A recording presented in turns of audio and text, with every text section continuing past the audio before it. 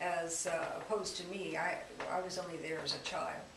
And so they have a bigger view of what the city was like. I did go to Austin within recent time and got a little flavor of the city walk and all that, but to actually go to the area where our families grew, where I haven't had that opportunity as an adult.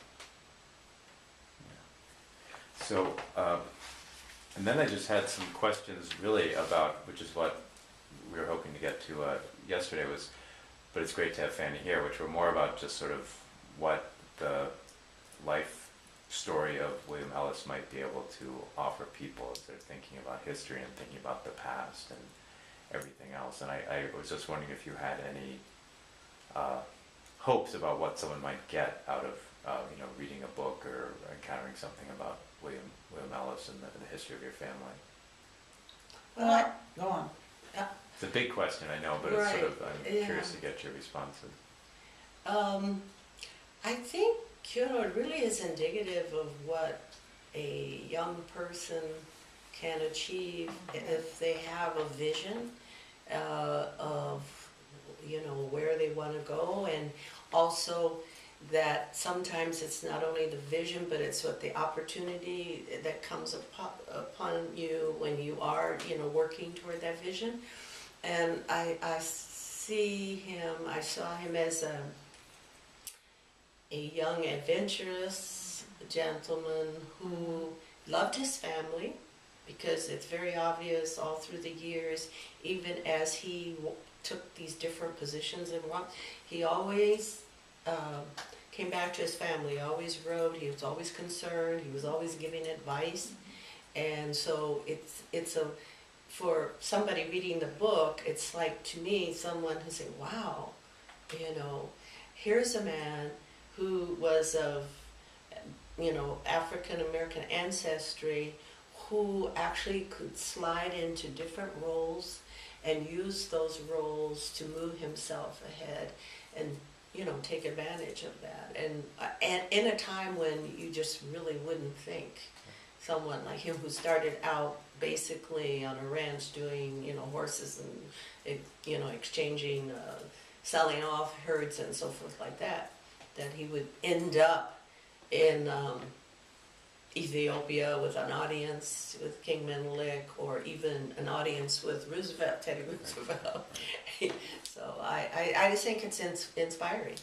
Which says to me that although we don't have the record of where he might have been receiving higher education, he must have been encouraged through his family to reach for the stars, so to speak.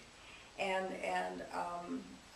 I don't get the feeling that anyone tried to hold him back, and he was able to, he must have been well read to aspire to go to Ethiopia, or aspire to take a colony of people to Mexico, that kind of thing.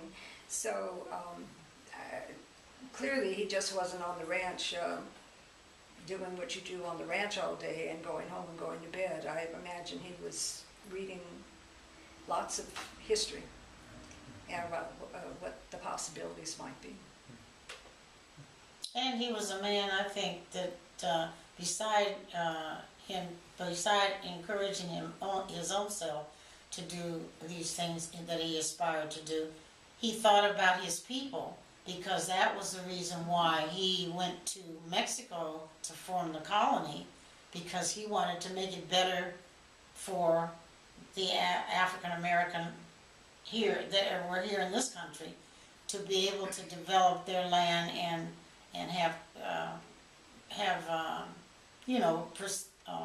what am I trying to say? That they were able to do better in their lives. And so maybe unfortunately, they didn't think through of the diseases and all the things that they might encounter in a different country. So in a sense, he had a dual role, because in gathering these people together, as I understand it, to go to Mexico, he was not presenting himself as a black man to these people. He was presenting himself as something other. Perhaps in those years, he could not have done that had he been presenting himself as a black man. He probably would have been shot down. You know, no, you can't do that. We're not going to let you do this.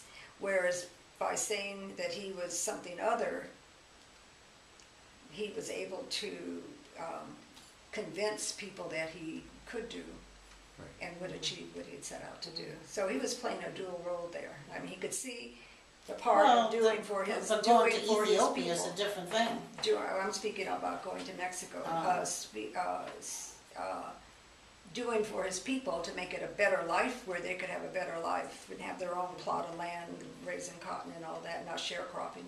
And but yet he had to play this other role. So it kind of fits in with the various roles he might have been playing through his life, in my mind. I think he really was, you know, this businessman. Right. You know, he wanted to develop the cotton fields in Sonora, Mexico, but he also saw it as an opportunity for him to, you know, rise up and make money too. So he was a pretty sharp man. He could look beyond and see how things could develop. And so he used even that whole idea of developing, you know, growing things for people to survive on. When it didn't work in Mexico, then he wanted to take it to Ethiopia and see if that he could get them to develop. So he was pretty sharp, I think, that he could do. And like you said, he could maneuver. Obviously, he learned enough Spanish to maneuver in Mexico, and so it In worked and out for of him. both worlds. It worked for him. Yeah. You know, and so as you read articles about him, you can see where those who are writing about him aren't even sure. You know, they describe him as all different kinds of, you Right. know, ethnicities. So he just let it happen. If it worked for him, it worked for him. So to answer your question, I think it would be very interesting reading. No. Motivating. Yeah. Yeah, motivating to many young people in this country for sure, because he is an American. He was born an American. He was born at a time when there was very extreme segregation, and it was hard for anybody to get ahead, of color, I mean. And young people today, since we have so many different ethnicities in this country now, I think it would be a wonderful teaching tool for young people in school today. I hope so. You know, I wished I had known him, Yeah. to tell you the truth. So I didn't get to ask you yesterday, but Fanny, how did you first hear about your granduncle William Ellis, and what did you first hear when you heard about him? My mother talked about him. That's how I first heard about him.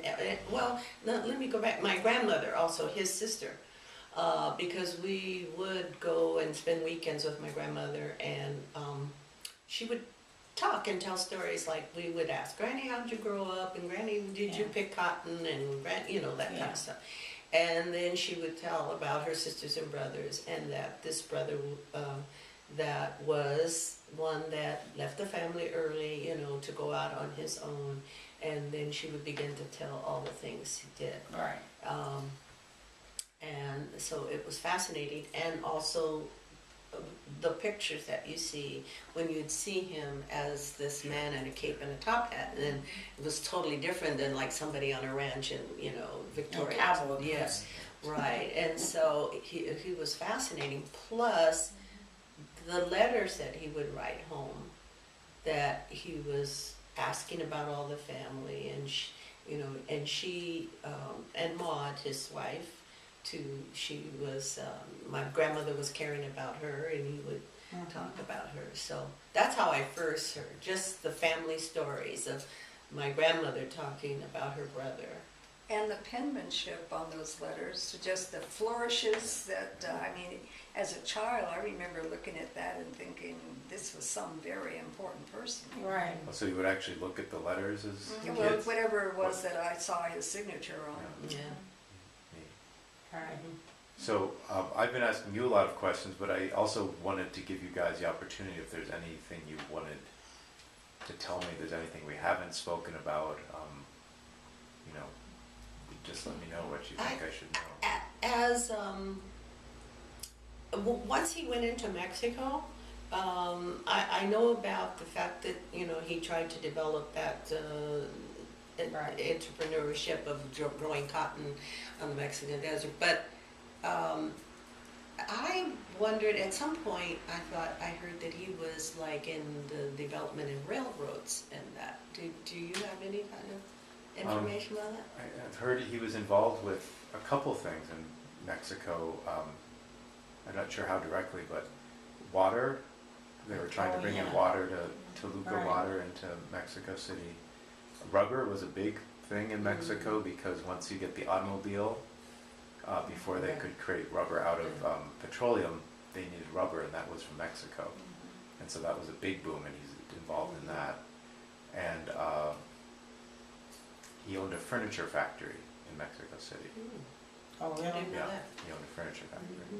Where was it? It's on In New York? No, in Mexico Mexico. City. Oh, in Mexico. On a street called Valderas. Oh, okay. In Mexico City. I didn't know that. I didn't Yeah. realize that. Yeah. And then I think he tried to dabble in politics too, a little bit. In Mexico? No, here, with whoever, not Roosevelt, but who was after Roosevelt? He went to Roosevelt and got permission to go to Ethiopia, right? Right. I think he kind of tried it. Maybe not. Maybe I Mm-hmm. misinterpreted, whatever I read, thinking that. But I guess that whole thing in Mexico was him seeing opportunities that the need for consumer goods and so forth, whatever it was, he could dabble in it and get out. I mean, I think one thing that's so fascinating about his story is you don't always think, you think about the United States as a sort of land of immigrants and everyone coming here, and you don't think about Americans leaving, Right. and particularly leaving and going to Mexico as sort of the land of opportunity, but I think that's a very interesting part of his story, seeing that Mexico had more opportunities in certain ways in the 19th century, early 20th century than you could find here lots of the time. Right. I basically I think because there was not that thing about color there that you could be, who you were and come into Mexico, and if you could develop, you could develop regardless. I know one thing that has come about just with our talking over the last few months, it's more curiosity about Carlos Estarnez for me. Yeah. And to learn that he had been taken under Uncle Willie's wing, so to speak, and kind of living the same, I don't want to say clandestine life, but different life. It makes me wonder, after Willie died and Maud disappeared into Mexico or wherever, what happened to him before he came back to the United States, and what did he do? So that's something of real interest to me at this point. I really kind of want to look at the time span, because I think he was already back in the United States when Uncle Willie, died in Mexico. I think he had gone with him. I know initially, but he had come back already. But that's not clear, the dates around that. But We used the word mysterious a lot Do I? yesterday. No, Yeah. when we were talking, Yeah. we used the word mysterious a lot, and I was thinking that Yeah. Carlos has a little bit of that mystery Yes, to he him as does. well. The other thing that's tricky is the Mexican Revolution, which is 1910 to 1920, is very chaotic, and he could have been there, he could not have been there, and who knows what was going on, and if there'll be any records. Well, that's kind of the impression I got from my mom, that because of the revolution, that I think they thought, they meaning my mother and grandmother, thought that something mysterious or clandestine, whatever you want to call it, was, it went on, and that's because of why they died, Right, the son and the father. right. Because I could tell when she talked about it, she really, I think down deep inside, they didn't feel that he really had a heart attack, Right. and died. That something else mysterious took place. even though the Mexican government says he died from a heart attack, and the son had, what, yellow fever, Typhus. Typhus, yeah, typhus, one of them. yeah. So, I don't know. I mean, we'll never know, probably. Not with a revolution going on. No, because you have to go by what the death certificate says, Right. yeah. Right, He's buried there. I showed you that picture right Yeah, there. you He's did. buried in Mexico Right. City. right. So, And when you looked at those passports that you Right. recently sent of Maud and the two children, they had, you can see where they came into, that was when they came in to live there? yeah, they came into Veracruz. Through Veracruz, Right. yeah.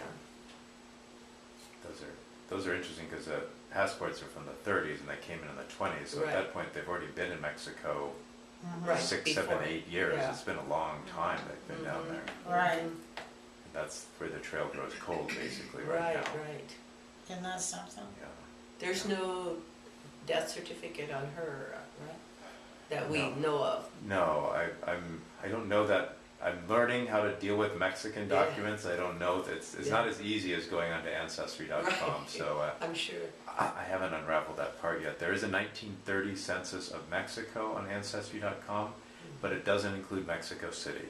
Oh, And they're not anywhere, they must, if they're in Mexico, they don't show up in the census.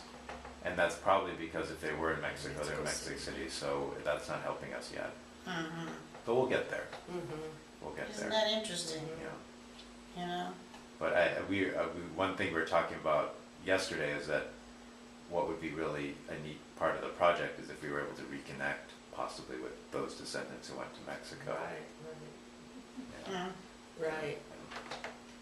They must assume, it's Would you say? possible that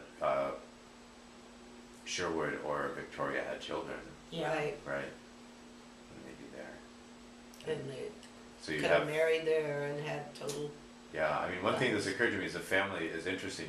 Part of the family becomes Mexican, part of the family's here in Los Angeles, and it seems like part of the family also became, passed over to being white, right? Yeah. Is that right? Mhm. It was a very Mhm. interesting trajectory. So, Interesting. yeah. yeah.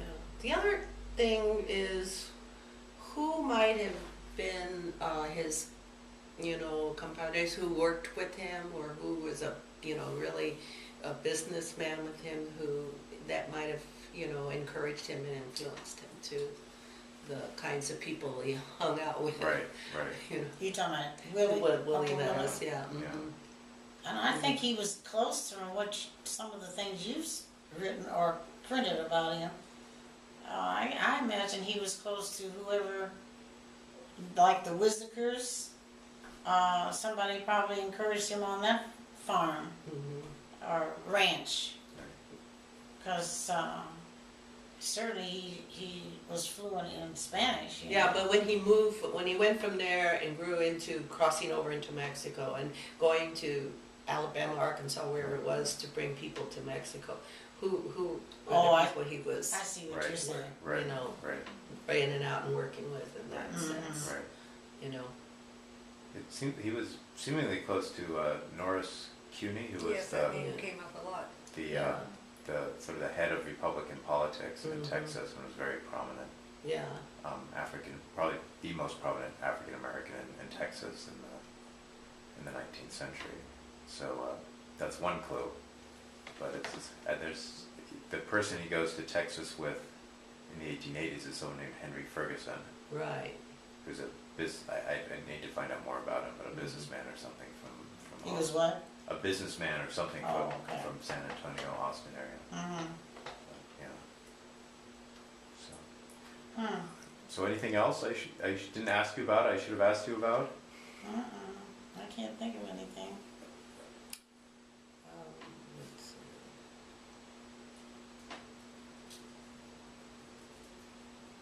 Uh-uh. Not really. I know just discussing him and all of this with my children, it has quickened their interest in family history. And just Savannah has asked to look at the printout that you Right. have of this family. It shows she's trying to keep both sides of the family straight in her head. She's very interested in where this is going. And so that's a good thing. Yeah. That's a good thing, because that just keeps that alive, going down the generations. I wonder in New York, you know, that when he was in New York, there was a connection with, he was taking care of books for, what he actually was, you know, did he work on Wall Street, or was he just taking care of the books for that mining company, the man that had the mining company, and it seems like he died, and then he was doing the books for the wife? Was that true? I don't know, that seems to be well, one more mystery. Yeah. From what I can tell, the Hotchkiss family, which made the Right, Hotchkiss right. machine gun, he seemingly represented Hotchkiss machine guns in Mexico. And then he became Hotchkiss had a much younger wife. Mhm. And after Hotchkiss dies, William became close to this wife. And did a lot of as you were saying, the books and stuff for her. And in fact, I just found documents from Mexico City where seemingly they own property together or something in Mexico. I'm not exactly sure what's going on there, but it seems to me that my guess is that somehow that's where maybe he made a lot of his initial money. Mhm. He also made a lot of initial money working the New York Water Company. I think So he needed- that was, yeah, I think he okay. needed money to get into that water company first. It's Oh, hard yeah. to track the money, but that's my Mhm. guess. Mhm.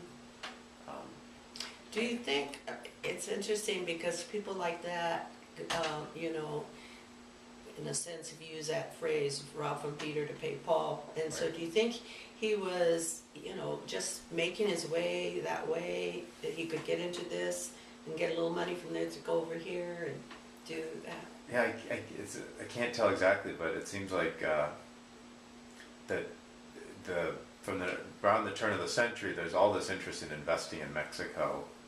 It's sort of like the NAFTA of the 19th yeah. century, right? And but everyone who wanted to invest needed sort of a local guide who could help you figure out how to invest, and he seemed to play that role, and get a commission or something out of it. Mhm. So that's seemingly how it works. I have no financial records, so I don't know exactly, but that seems to be what 'Cause it was. It seems as though in one letter that was written home after his death by Maud, she was sort of like, no money. Yeah. Yeah. She, Oh, yeah.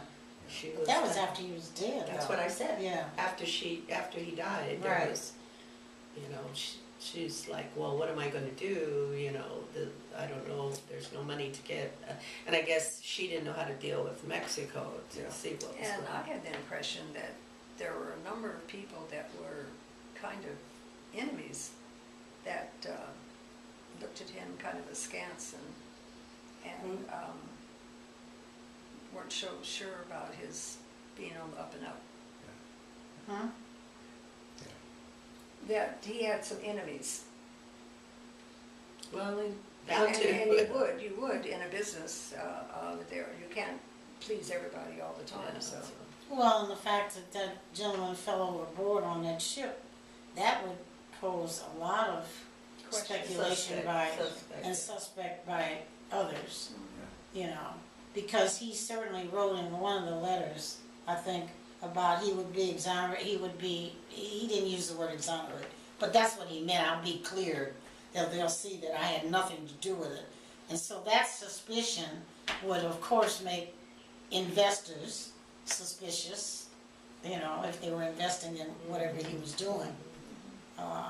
So that part of his life might have begun to dry up, so to speak. Yeah, You know. I think also the Mexican Revolution, because it just Right. Made that everything. really Yeah. makes it difficult for him. So he dies, right at the tail end of that. And so Yeah. Right.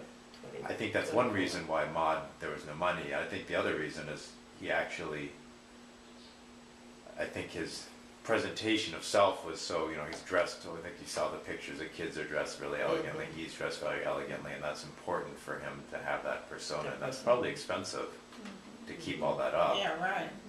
So, yeah, it's a really Well, fascinating. There are others that have done the same thing, Yeah. you know. Did I send you the documents? He was investigated by the FBI. Yeah. Yeah, Yeah. so there, when you were talking about enemies of sorts, there's definitely people poking around in his business. But then, you think about Hoover investigating Martin Luther King Right, and all the people of that course. they made up stories about Right. people Yeah. just to influence. Well, I think he was just an enigma, they couldn't Yeah. figure out who is this Right. guy, Right, and so that made it more Intriguing. intriguing for the FBI Right. to figure out, and the things that had happened going to Ethiopia and all that, so, and then, here he comes with all the flashy rings and all this sort of Right. stuff. And is he a Cuban, or is he a Negro, or is he, who is he, Right. So, it's bound to be. Or is he Mexican, or is, Right. yeah. yeah. He didn't know what he was. But how do you, in starting to, looking at his life, how do you begin to start to write? I mean, from the beginning of his life, or do you go back, start at where he ended up and come back? Well, good question. I'm supposed to be interviewing you guys, but I'm only doing the rough draft right now, and Yeah. I'm trying to do it sort of the arc of his life. So start with Victoria and work my way to the end of his life. I've been trying to think about it. It could be interesting to start with the end in the sense of who's this very, at least maybe, or at least use the opening, have a snapshot of who is this very elegant person who people are very confused about, Right. and then maybe leave that mystery there. And if you start at the beginning, it will sort of solve the mystery for people. Right. So I haven't quite resolved that narrative challenge yet. I see. But there's lots of obvious drama there. But I think the Right. larger point is a lot to say about, what life after emancipation was like, and what opportunities were like, and what relations with Mexico were like. Because we tend to study U.S. history or Mexican history, but you don't think about the two Being Right. immersed, yeah. immersed in one another, and they are. That the open border really Yeah. was like, there for people to Yeah. cross over Yeah. and do, That's true. before Americans want to put up a fence. Right. Yeah, before you took the words What'd out you of say? my- Before Americans want to put up the fence, right? Before Bob. And now, what's her name? She wants 120 feet. But anyway, this is fascinating how you would pose it, because there's so much of the history of America in there in Mexico too, happening Yeah. all while he's maneuvering around. No, if you think about it, his life kind of, it's almost perfect in the sense that he's born before Juneteenth, so he's Yeah. born in slavery. He lives through emancipation and Reconstruction. Then he's involved in the Mexican Revolution. He lives through the Mexican Revolution. So you can look at those are all, Civil War and emancipation, sort of Right. the big events in American Right. history, and Mexican Revolution is sort of the big event of the Mexican history, and he spans both of those. And right before Depression, huh? Yeah. What'd you say? Just before Depression, Just he before dies. Depression. Right, Yeah, right. so- That's right. The beginning of it, yeah. So it's a really neat. Well, there's no story. doubt about him being a very fascinating individual. Yeah. Even though I'm happy that he was my uncle, a great uncle, but he did live a very fascinating life, because I've enjoyed so much reading all the research you've done about his life, I think if you don't have, some of his letters, it would be a part you would want to include, because it kind of really, no matter where he was, the letters home gave you this feeling of what kind of a son he was, and what kind of a brother he was. Right. Right. So I've seen the letter. Susie showed me a letter yesterday, which was to, I want to say, Avalonia. Is that right? Was it the letter yesterday to Avalonia? No, it's to Fanny, To Fanny, okay, No, but it's to there's a Fanny. letter to Fanny. to Sister Fanny, that's what I Sister call Fanny, her. that's right. Huh? And then, About Bill. No, No, no, it's this, just a letter home. no, it's and I've just a seen letter. one letter I think he wrote to his father, is that right? Right, Yeah. And then the letter from Maud, I think those are the only three. I've seen a lot of his business letters and other letters, but in terms of letters right. to the family, the home, those are the only ones Mm-hmm. I think I've seen. Are there others that I? I Should don't be know, looking I at. should look through and see, I don't think I have any, but I'll continue to look, Okay. because I might. Mm-hmm. But those are nice because there's the public persona, but then Right. there's what he's like in the family, and I Right. think those are really different. Mhm. And I think it's interesting because often when people would pass or whatnot, they wouldn't connect with the rest of the family, right? No, But he's they wouldn't. obviously Yeah, still doing they- that. Yeah. No, they would not. Mhm. That's a good observation. If they're passing, they're not gonna keep in contact with, they'll keep in contact, I'll say, with the mother or the father at home. But they're not gonna interact with the rest of the folks. Of course, so much of that has changed for the better, that kind of thing.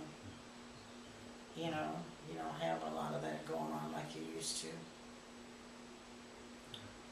I don't know what else I can say, except that he's just always been a fascinating character in my family Right. that, you know, my grandmother and my mother would talk about. And, but you know what I didn't know? I never heard, I knew you know, the Ethiopia part, Right. but then how he got to be invited to King George was it the fifth or sixth? Somebody's wedding. His wedding, yeah. How he made it I don't know yet. to that. The coronation, I think, or something. Yeah, happened, coronation yeah. it was, not a Especially wedding, since coronation. Maud was from New Jersey. Right.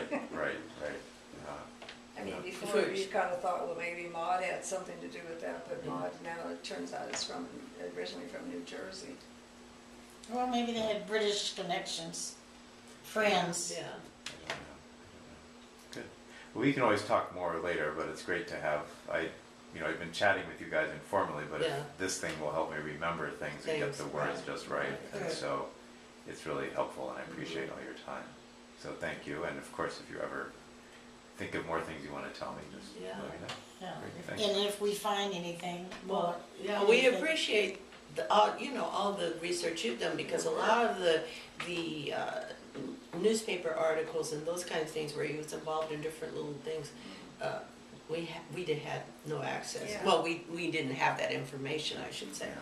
So Right. it's nice to have that fill into what we know about him. So one thing I thought would be nice, for my last book, I did a website that sort of goes with it, and one thing to think about would be a website for this book that might, if you felt comfortable, put up some of those photos of Yeah, Ovalie Mouse or something. So that's down the road, but just something to Okay. think about. yeah.